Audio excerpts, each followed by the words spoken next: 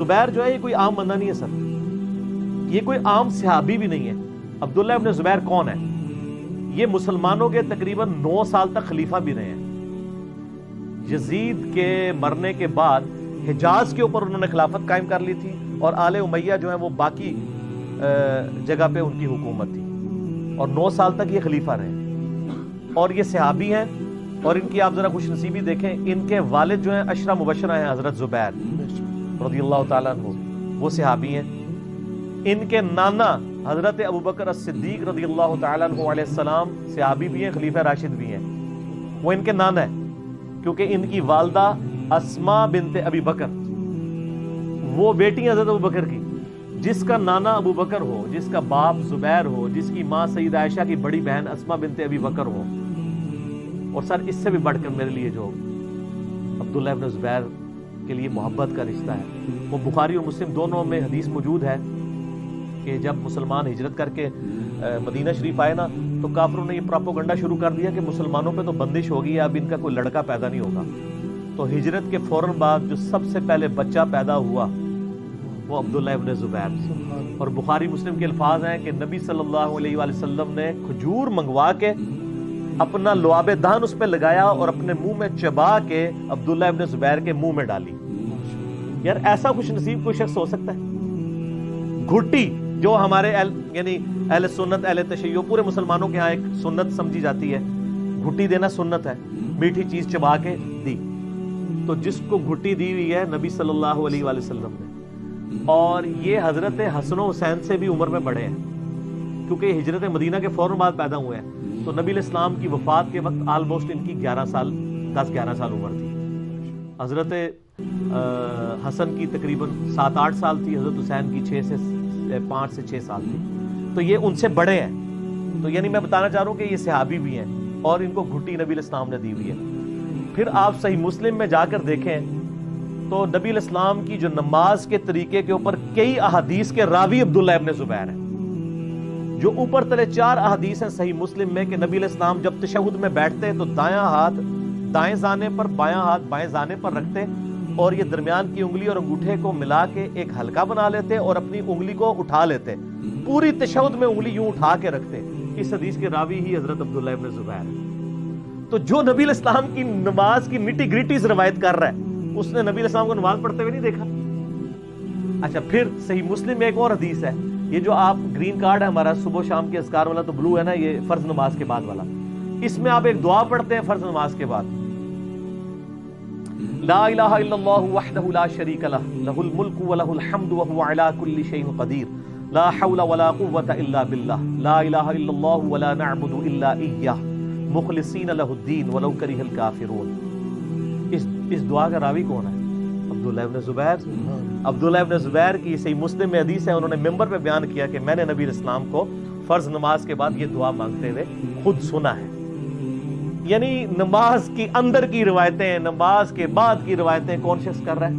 عبداللہ ابن زبیر رضی اللہ تعالیٰ عنہ وعلیہ السلام۔ تو یہ وہ صحابی ہیں جنہوں نے نماز نبی اسلام کو پڑھتے ہوئے دیکھی ہے۔ اچھا، اب آپ کو ایک بڑی مشہور حدیث بتاؤں جو اہل حدیث کے ہاں بڑی معروف ہے۔ سنن کبریٰ البیہقی کے اندر ایک طویل روایت ہے جس میں رفع الیدین کی چین ثابت کرتے ہیں اہل حدیث۔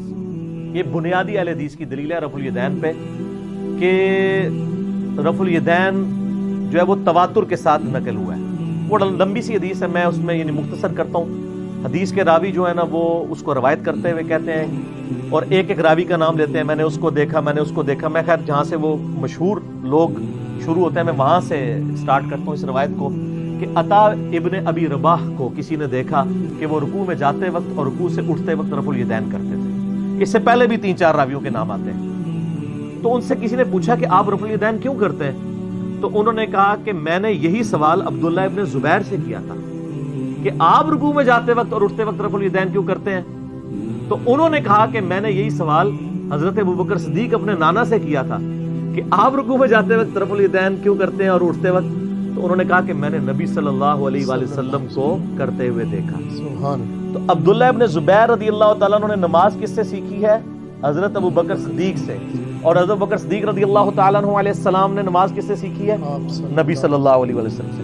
اور عطا ابن ابی رباح کوئی عام تابعی نہیں ہے، ان کی فضیلت کے لیے اتنا ہی کافی ہے. امام حنیفہ رحمہ اللہ سے صحیح سند کے ساتھ تاریخ بغداد میں ایک قول ثابت ہے، وہ کہتے ہیں کہ میں نے روئے ارض پہ عطا ابن ابی رباح سے زیادہ جو ہے معزز شخص نہیں دیکھا، اس سے افضل شخص نہیں میں نے روئے ارض پہ دیکھا. اور یہی ان کا جو قول ہے اس بات کی دلیل ہے کہ امام حنیفہ رحمہ اللہ تابعی نہیں ہے، تبع تابعی ہیں، ورنہ اگر انہوں نے کسی صحابی کو دیکھا ہوتا تو وہ اس کا نام لیتے.